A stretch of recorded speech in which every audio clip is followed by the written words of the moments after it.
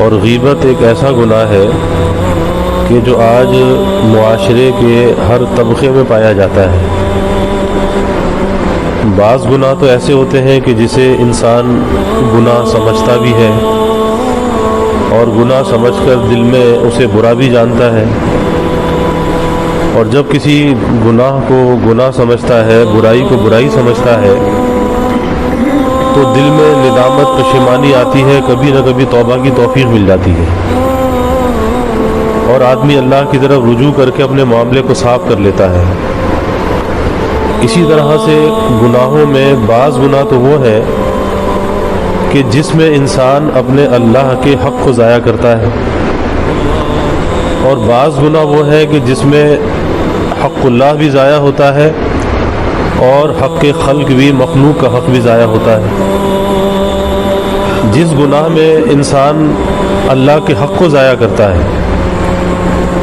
اس میں اللہ سے معافی مانگتا ہے، اللہ اسے معاف کر دیتا ہے، معاملہ صاف ہو جاتا ہے۔ لیکن جس معاملے میں مخلوق کے حق کو ضائع کیا،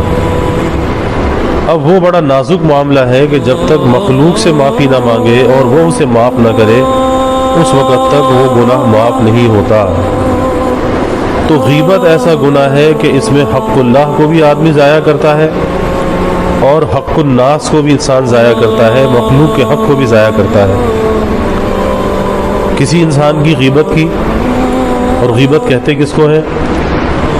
غیبت اسے کہتے ہیں کہ اپنے بھائی مسلمان کی کسی ایسی بات کو نقل کرنا کہ جسے وہ نہیں چاہتا کہ کسی دوسرے کو بتایا جائے، اپنی بات کی تشہیر نہیں چاہتا، پھیلانا نہیں چاہتا۔ بہت سی باتیں انسان کے اندر ہوتی ہیں، آدمی نہیں چاہتا کہ میری کوئی بات کہیں پہ نقل کی جائے، کہیں پر میرا تذکرہ اس طرح سے کیا جائے۔ تو ایسی بات کو دوسروں کے سامنے کرنا یہ غیبت ہے۔ اور اگر اس میں اضافہ کر دیا، صحابہ نے پوچھا، جب سوال کیا کہ آپ نے غیبت کسے کہتے ہیں، آپ صلی اللہ علیہ وسلم نے غیبت کی تعریف بیان کی، تو صحابہ نے یہ سوال کیا کہ اگر اس میں کوئی اضافہ کر دے، یعنی اپنی طرف سے کچھ نمک مرچ لگا دیا، اضافہ کر دیا، آپ نے فرمایا کہ یہ تو بہتان ہے، اور یہ بہتان غیبت سے بھی بڑا گناہ ہے۔ اور آج ہوتا یہی ہے کہ اکثر جو ہے غیر کا تذکرہ وہ ہماری زبانوں پہ عام ہوتا ہے، زباں زد عام، اور آدمی یہ سمجھتا ہے کہ میں کوئی بہت بڑی خوبی کا کام کر رہا ہوں، حالانکہ یہ خوبی کا کام نہیں ہے، یہ تو ایک بوجھ ایسا اپنے اوپر لاد رہا ہے، اس بوجھ کو ہلکا کیسے کرے گا؟ کیونکہ نامعلوم زندگی میں کس کس کی غیبتیں کی ہیں، اب وہ جب تک ان سے معافی نہ مانگے معاملہ صاف کیسے ہو؟ تو اس لیے بہت ڈرنے کا مقام ہے کہ جس معاملے میں کسی انسان کا حق ضائع ہوتا ہو وہ بہت نازک معاملہ ہے، اس کے اندر بڑی احتیاط ہونی چاہیے، اور احتیاط یہی ہے کہ آدمی غیر کے تذکرے سے بچے۔ مجدد تھانوی رحمۃ اللہ علیہ فرمایا کرتے تھے کہ بھائی غیر کا تذکرہ ہی نہ کرو، جب کبھی غیر کا تذکرہ کرو گے تو ضرور کسی نہ کسی خرابی کے اندر مبتلا ہو جاؤ گی،